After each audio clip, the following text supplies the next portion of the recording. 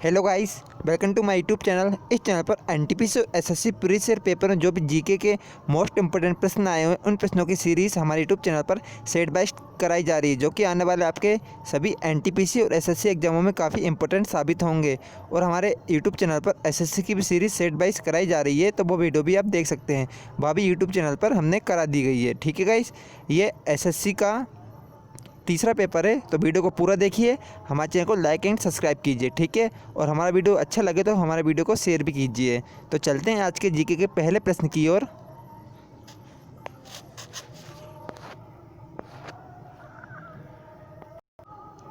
हमारा पहला जीके का प्रश्न है, 2015 में हिमाचल प्रदेश के स्पीति घाटी में भारतीय पर्वतारोहियों द्वारा विजय प्राप्त की जाने वाली चोटी को क्या नाम दिया गया है?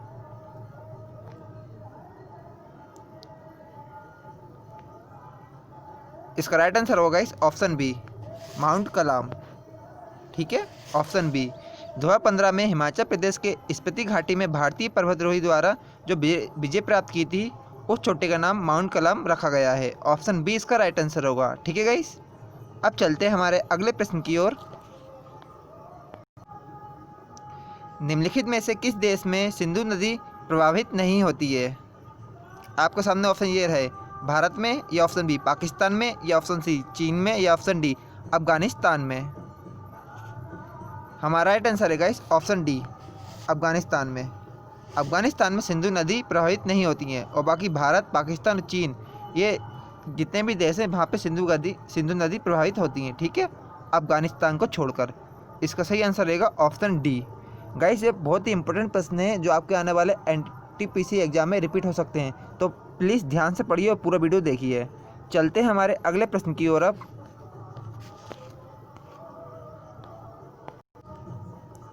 एक ऑक्सीजन परमाणु में कितने संयोजी इलेक्ट्रॉन होते हैं? आपको सामने ऑप्शन ये रहे, 2, या ऑप्शन बी 6, या ऑप्शन सी 8, या ऑप्शन डी 16। इसका राइट आंसर होगा इस ऑप्शन बी 6। एक ऑक्सीजन परमाणु में 6 संयोजी इलेक्ट्रॉन होते हैं। ठीक है, ऑप्शन बी इसका राइट आंसर रहेगा। अब चलते हैं हमारे अगले प्रश्न की ओर। जीवों द्वारा जीने के लिए और अधिक वंश वृद्धि के लिए बेहतर अनुकूलित वातावरण बनाने की प्रक्रिया को इनमें से हम क्या कहते हैं? प्राकृतिक चयन कहते हैं, या ऑप्शन बी परिवर्तन कहते हैं, या ऑप्शन सी पुनः संयोजन कहते हैं, या ऑप्शन डी नॉन रेडिमेंटिक कहते हैं। हमारा राइट आंसर होगा इस ऑप्शन ए, इसे हम प्राकृतिक चयन कहते हैं। ठीक है, ऑप्शन ए इसका राइट आंसर होगा। अब चलते हैं हमारे अगले प्रश्न की ओर। यूरिया का निर्माण इनमें से कहाँ होता है? अग्नाशय में, या ऑप्शन बी यकृत में, या ऑप्शन सी छोटी आंत में, या ऑप्शन डी गुर्दे में। हमारा राइट आंसर होगा इस ऑप्शन बी यकृत में। यूरिया का निर्माण यकृत में होता है। ठीक है, ऑप्शन बी इसका राइट आंसर होगा यकृत। अब चलते हैं हमारे अगले प्रश्न की ओर।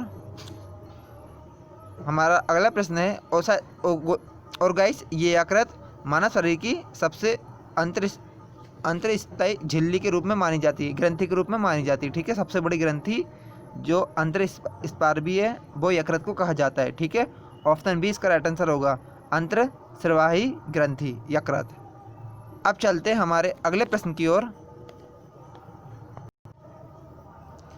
निम्नलिखित में से किस स्थान को नवंबर 2015 में नागरिक उड्डयन मंत्री द्वारा राष्ट्रीय राजधानी क्षेत्र में दूसरे हवाई अड्डे की स्थापना करने के लिए अनुमोदित किया गया था? इसका राइट आंसर होगा भिवाड़ी, ऑप्शन बी। अंतर्राष्ट्रीय नागरिक उड्डयन मंत्रालय द्वारा राष्ट्रीय राजधानी क्षेत्र में दूसरा हवाई अड्डे भिवाड़ी में बनाने के लिए अनुमोदित किया गया था। ठीक है, ऑप्शन बी इसका राइट आंसर होगा, भिवाड़ी। अब चलते हैं हमारे अगले प्रश्न की ओर। चार मीनार का निर्माण निम्न में से किस व्यापक रूप से फैली बीमारी के उन्मूलन की याद में किया गया था? पीत ज्वर, या ऑप्शन बी प्लेग, या ऑप्शन सी कुष्ठ रोग, या ऑप्शन डी कैंसर। इसका राइट आंसर होगा इस ऑप्शन बी प्लेग। जो प्लेग बीमारी फैली थी उसके उन्मूलन के लिए उसकी याद में चार मीनार का निर्माण किया गया था। ठीक है, ऑप्शन बी इसका राइट आंसर होगा, प्लेग बीमारी के उन्मूलन में। ठीक है, अब चलते हैं हमारे अगले प्रश्न की ओर। इनमें से एक सामाजिक सिद्धांत क्या है जो ये समझाने को प्रयास करता है कि क्यों समाज विभिन्न सामाजिक संस्थाओं के बीच संबंधों पर ध्यान केंद्रित कर कार्य करता है, समाज का निर्माण हो। ये किसके अंतर्गत आता है? ऑप्शन ए संरचनात्मक व्यवहारिकता के अंतर्गत, या ऑप्शन बी प्रतीकात्मक आयनोक्रिया के अंतर्गत, या ऑप्शन सी संघर्ष के अंतर्गत, या ऑप्शन डी निश्चयात्मक के अंतर्गत। हमारा राइट आंसर होगा ऑप्शन ए, ये संरचनात्मक व्यवहारिकता के अंतर्गत आता है। ठीक है, ऑप्शन ए इसका राइट आंसर होगा, संरचनात्मक व्यवहारीकरण। ठीक है, अब चलते हैं हमारे अगले प्रश्न की ओर।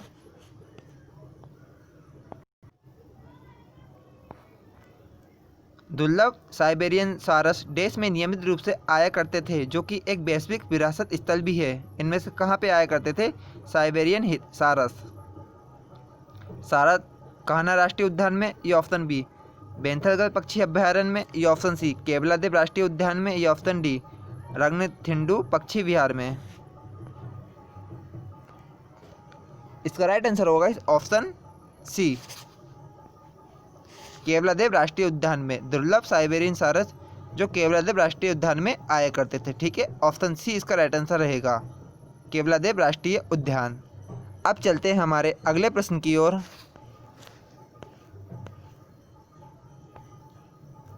आवर्त सारणी के न्यूनतम प्रतिक्रियाशील तत्व इनमें से कौन से हैं? ऑप्शन ए संक्रमण धातु है, या ऑप्शन बी क्षारीय भूधातु है, या ऑप्शन सी उत्कृष्ट गैस है, या ऑप्शन डी क्षारीय धातु है। इसका राइट आंसर होगा ऑप्शन सी उत्कृष्ट गैस है। आवर्त सारणी में जो न्यूनतम प्रतिक्रियाशील तत्व है वो उत्कृष्ट गैस है। ठीक है, ऑप्शन सी इसका राइट आंसर रहेगा। अब चलते हैं हमारे अगले प्रश्न की ओर। भारतीय संविधान के किस अनुच्छेद में वित्तीय आपातकाल से संबंधित प्रावधान वर्णित है? अनुच्छेद 148 में, या ऑप्शन बी अनुच्छेद 143 में, या अनुच्छेद 360 में, या अनुच्छेद 72 में। हमारा राइट आंसर होगा ऑप्शन सी अनुच्छेद 360 में। अनुच्छेद 360 में वित्तीय आपातकाल से संबंधित प्रावधान वर्णित हैं। ठीक है, ऑप्शन सी इसका राइट आंसर रहेगा। ठीक है, अनुच्छेद 352 ये राष्ट्रीय आपातकाल के अंतर्गत आता है, और अनुच्छेद 356 ये राज्य में जो राष्ट्रपति शासन लगता है उसके अंतर्गत आता है। ठीक है, ऑप्शन सी इसका राइट आंसर होगा। अब चलते हैं हमारे अगले प्रश्न की ओर। भारतीय पुरुषों की वाटर पोलो टीम ने एशियाई खेलों में किस वर्ष स्वर्ण पदक जीता था? 1970 में, या ऑप्शन बी 2010 में, या ऑप्शन सी 1951 में, या ऑप्शन डी 1982 में। इसका राइट आंसर होगा ऑप्शन सी 1951 में। जो भारतीय पुरुष की वाटर पोलो टीम ने एशियाई खेलों में 1951 में स्वर्ण पदक जीता था। ठीक है, ऑप्शन सी इसका राइट आंसर होगा। अब चलते हैं हमारे अगले प्रश्न की ओर। निम्नलिखित में से किसे बीसीसीआई के नीति अधिकारी के रूप में नियुक्त किया गया है? न्यायाधीश एपी शाह को, या ऑप्शन बी न्यायाधीश एनसी वर्मा को, या ऑप्शन सी एपी शर्मा को, या ऑप्शन डी न्यायाधीश एनसी पांडोप को। इसका राइट आंसर होगा ऑप्शन ए न्यायाधीश एपी शाह को। ये 2015 के हिसाब से है। ठीक है गाइस, और अभी प्रेजेंट टाइम में बीसीसीआई के अध्यक्ष हैं सौरभ गांगुली, ये भी याद रखिए, और सेक्रेटरी जनरल जे शाह हैं जो अमित शाह के बेटे हैं। ठीक है, ये याद रखिए। अब चलते हैं हमारे अगले प्रश्न की ओर। निम्नलिखित में से कौन सा जानवरों का एक तीव्र वायरल रोग है जो मनुष्य में एक संक्रमित जानवर के काटने से फैलता है? हेमोफेलिया, या ऑप्शन बी कैंसर, या ऑप्शन सी रेबीज, या ऑप्शन डी गलसुआ। इसका राइट आंसर होगा ऑप्शन सी रेबीज। रेबीज एक भय रोग है जो कुत्ते के काटने से होता है। ठीक है, वो बड़ी तीव्र गति से ये मनुष्यों में फैलता है। ऑप्शन सी इसका राइट आंसर होगा रेबीज। अब चलते हैं हमारे अगले प्रश्न की ओर। जल शोधन में कौन सी प्रक्रिया का प्रयोग किया जाता है? परासरण का, या ऑप्शन बी विपरीत पराशरन का, ये ऑप्शन सी साइटोलेसिस का, ये ऑप्शन डी टर्गर दाब का। इसका राइट आंसर होगा इस ऑप्शन बी, विपरीत परासरण का। जल शोधन के लिए हम विपरीत परासरण प्रक्रिया का प्रयोग करते हैं, ठीक है। ऑप्शन बी इसका राइट आंसर रहेगा। अब चलते हैं हमारे अगले प्रश्न की ओर। एमएस डॉस के लिए प्रथम कंप्यूटर वायरस का औद्योगिक मानक नाम इनमें से क्या है? हृदय, या ऑप्शन बी मस्तिष्क, या ऑप्शन सी नस, या ऑप्शन डी नाड़ी। इसका राइट आंसर होगा ऑप्शन बी मस्तिष्क। जो एमएस डॉस के लिए प्रथम कंप्यूटर वायरस का औद्योगिक मानक नाम मस्तिष्क रखा गया था, ठीक है। ऑप्शन बी इसका राइट आंसर होगा। अब चलते हैं हमारे अगले प्रश्न की ओर। बेमेंटल डिटेक्टर जिससे होकर हवाई अड्डों पर लोग गुजरते हैं, वह किसके द्वारा संचालित होते हैं?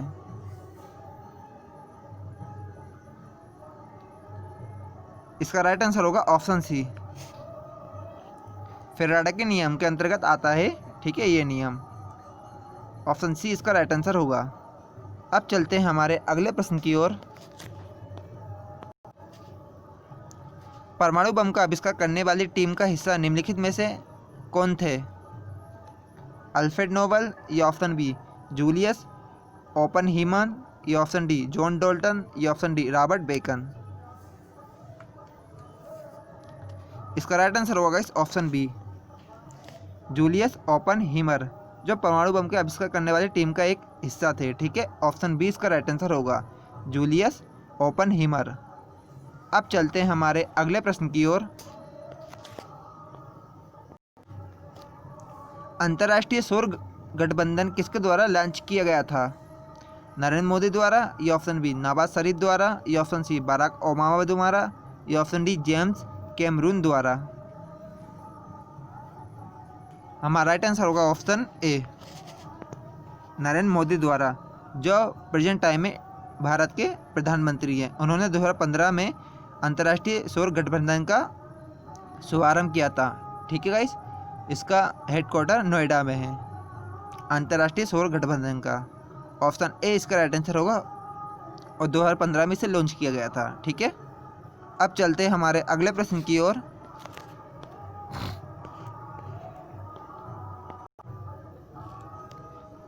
इसरो द्वारा निर्मित पहला विशिष्ट मौसम उपग्रह मेटसेट क्या है? भूसमकालीन उपग्रह है ये ऑप्शन बी पृथ्वी की निचली कक्षा में रहने वाले उपग्रह है, ये ऑप्शन सी ध्रुवीय कक्षा का उपग्रह है, ये option D deep space probe satellite है। क्या है ये एक? इसका राइट आंसर होगा ऑप्शन ए, यह एक भूसमकालीन उपग्रह है, ठीक है, मेटसेट। अब चलते हैं हमारे अगले प्रश्न की ओर। भारत में स्पेस एप्लीकेशन सेंटर कहाँ पर स्थित है? मुंबई में, या ऑप्शन बी अहमदाबाद में, या ऑप्शन सी त्रिवेंद्रम में, या ऑप्शन डी बेंगलुरु में। इसका राइट आंसर होगा इस ऑप्शन बी, अहमदाबाद में। भारत में स्पेस एप्लीकेशन सेंटर अहमदाबाद में स्थित है, ठीक है। ऑप्शन बी इसका राइट आंसर होगा, अहमदाबाद। अब चलते हैं हमारे अगले प्रश्न की ओर। प्रधानमंत्री श्री नरेंद्र मोदी ने नवंबर 2015 में अपनी ब्रिटेन की यात्रा के दौरान किस भारतीय दार्शनिक और सुधारक की प्रतिमा का अनावरण किया था? दयानंद सरस्वती का, या ऑप्शन बी विनोबा भावे जी का, या ऑप्शन सी बसवेश्वर का, या ऑप्शन डी स्वामी विवेकानंद का। हमारा राइट आंसर होगा ऑप्शन सी बसवेश्वर का, ठीक है। ऑप्शन सी इसका राइट आंसर होगा। अब चलते हैं हमारे अगले प्रश्न की ओर।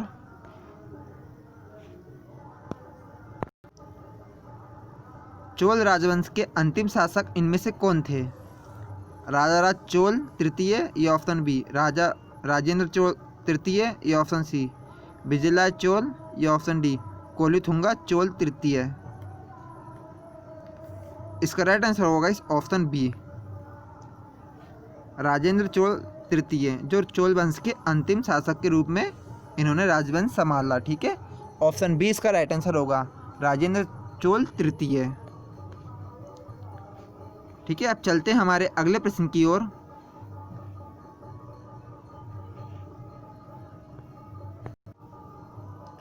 पोलियो वैक्सीन की खोज किसके द्वारा की गई थी?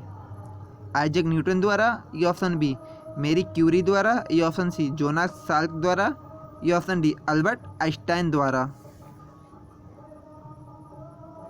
इसका राइट आंसर होगा इस ऑप्शन सी जोनास साल्क द्वारा। पोलियो वैक्सीन की खोज जोनास साल्क द्वारा की गई थी। ठीक है, ऑप्शन सी इसका राइट आंसर होगा। अब चलते हैं हमारे अगले प्रश्न की ओर। भौतिकी एवं रासायनिक विज्ञान में 2 बार नोबेल पुरस्कार जीतने वाली एकमात्र महिला इनमें से कौन है?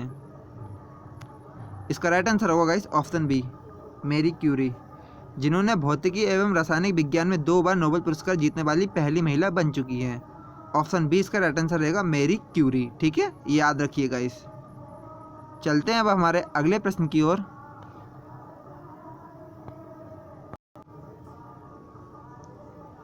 दुनिया का पहला कृत्रिम उपग्रह जो 83.6 किलोग्राम के एक बीच बॉल के आकार का था, किसके द्वारा लॉन्च किया गया था? इसका राइट आंसर होगा ऑप्शन सी सोवियत संघ, जिसे रशिया के नाम से भी जानते हैं। ठीक है, उसके द्वारा लॉन्च किया गया था 2015 में। ऑप्शन सी इसका राइट आंसर होगा। ठीक है गाइस, जो प्रेजेंट के करंट अफेयर हैं वो याद कीजिए, जो एनटीपीसी में जो जीके के महत्वपूर्ण प्रश्न हैं उन्हें आप ध्यान रखिए, क्योंकि वो रिपीट हो सकते हैं। और जो करंट अफेयर हैं वो 2020 में जो भी करंट अफेयर आपके बने हैं वो आएंगे। ठीक है, बट जीके जरूर रिपीट होगी। चलते हैं हमारे अगले प्रश्न की ओर। इंग्लिश चैनल को तैरकर पार करने वाली पहली भारतीय महिला इनमें से कौन है? हमारा राइट आंसर होगा गाइस ऑप्शन सी आरती शाह। ठीक है, इंग्लिश चैनल को तैरकर पार करने वाली पहली भारतीय महिला आरती शाह हैं। ऑप्शन सी इसका राइट आंसर होगा। अब चलते हैं हमारे अगले प्रश्न की ओर।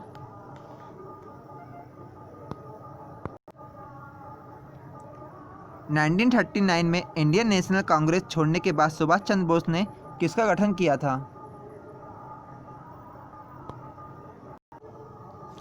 इसका राइट आंसर होगा इस ऑप्शन ए फॉरवर्ड ब्लॉक का। 1939 में इंडियन नेशनल कांग्रेस छोड़ने के बाद सुभाष चंद्र बोस ने फॉरवर्ड ब्लॉक की स्थापना की थी। ठीक है, ऑप्शन ए इसका राइट आंसर रहेगा। अब चलते हैं हमारे अगले प्रश्न की ओर। पहला एंग्लो बर्मी युद्ध कब हुआ था? इसका राइट आंसर होगा इस ऑप्शन सी 1824 से लेकर 1826 के बीच में पहला एंग्लो बर्मी युद्ध हुआ था। ठीक है, याद रखिए 1824 से लेकर 1826 के बीच में। ठीक है गाइस, चलते हैं अब हमारे अगले प्रश्न की ओर। कर्क रेखा निम्नलिखित में राज्यों में से किससे होकर नहीं गुजरती है? राजस्थान से, मिजोरम से, त्रिपुरा से या मणिपुर से? इसका राइट आंसर होगा इस ऑप्शन डी मणिपुर से। कर्क रेखा मणिपुर से होकर नहीं गुजरती है। ठीक है, बाकी कर्क रेखा भारत के 8 राज्यों में से होकर गुजरती है, यह भी याद रखिए। ऑप्शन डी इसका राइट आंसर होगा। चलते हैं हमारे अगले प्रश्न की ओर। अब बिहू नृत्य किस भारतीय राज्य का एक लोकप्रिय नृत्य है? असम का है, ये ऑप्शन बी अरुणाचल प्रदेश का, ये ऑप्शन सी उड़ीसा का, ये ऑप्शन डी हरियाणा का। हमारा राइट आंसर होगा ऑप्शन ए असम। बिहू नृत्य असम का एक लोकप्रिय नृत्य है। ठीक है, और सतत्रिया भी नृत्य याद रखिए, वो भी असम में बहुत ही अधिक प्रसिद्ध नृत्य है और बार बार एग्जाम में आता है वो बिहू और सतत्रिया। अब चलते हैं हमारे अगले प्रश्न की ओर। ओलंपिक में बैडमिंटन को आधिकारिक तौर पर किस वर्ष से शुरू किया गया था? 1992 में, ये ऑप्शन बी 1972 में, ये ऑप्शन सी 1896 में, ये ऑप्शन डी 1968 में। इसका राइट आंसर होगा इस ऑप्शन ए 1992 में। ओलंपिक में बैडमिंटन की शुरुआत 1992 में आधिकारिक तौर पर की गई थी। ठीक है, ऑप्शन बी इसका राइट आंसर रहेगा, याद रखिएगा इस 1992 में। अब चलते हैं हमारे अगले प्रश्न की ओर। भारत के अंतिम गवर्नर जनरल इनमें से कौन है? इसका राइट आंसर होगा इस ऑप्शन ए, चक्रवर्ती राजगोपालाचारी, जो भारत के पहले और अंतिम गवर्नर जनरल थे। ठीक है, ऑप्शन ए इसका राइट आंसर रहेगा। अगर ये आए कि भारत के पहले गवर्नर जनरल कौन थे स्वतंत्रता के बाद, तो ऑप्शन ए ही लगाना टिक, और अंतिम भी कहे जब भी ऑप्शन ए लगाना टिक। ठीक है, चक्रवर्ती राजगोपालाचार्य। अब चलते हैं हमारे अगले प्रश्न की ओर। निम्नलिखित मंदिरों में से किसे यूरोपीय नाविकों द्वारा ब्लैक पगोड़ा भी कहा जाता है? कोणार्क का सूर्य मंदिर, या ऑप्शन बी जगन्नाथ मंदिर, या ऑप्शन सी भीमेश्वर मंदिर, या ऑप्शन डी मुक्तेश्वर मंदिर। इनमें से किस मंदिर को ब्लैक पगोड़ा के नाम से जाना जाता है? इसका राइट आंसर होगा इस ऑप्शन ए, कोणार्क का सूर्य मंदिर, जिसे ब्लैक पगोड़ा के नाम से जानते हैं। ठीक है, ये उड़ीसा में स्थित है, याद रखिए ऑप्शन ए इसका राइट आंसर होगा। अब चलते हैं हमारे अगले प्रश्न की ओर। निम्नलिखित में से कौन सा राज्य संविधान की 6ठी अनुसूची का पालन नहीं करता जो जनजातीय क्षेत्रों के प्रशासन एवं नियंत्रण से संबंधित है? इनमें से वह कौन सा राज्य है? इसका राइट आंसर होगा इस ऑप्शन बी, नागालैंड। नागालैंड वह राज्य जो 6ठी अनुसूची का पालन नहीं करता है। ठीक है, ऑप्शन बी इसका राइट आंसर होगा, नागालैंड। अब चलते हैं हमारे अगले प्रश्न की ओर।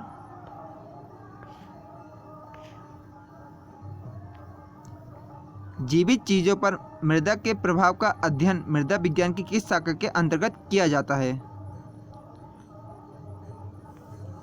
इसका राइट आंसर होगा इस ऑप्शन बी, एंडाफोलॉजी।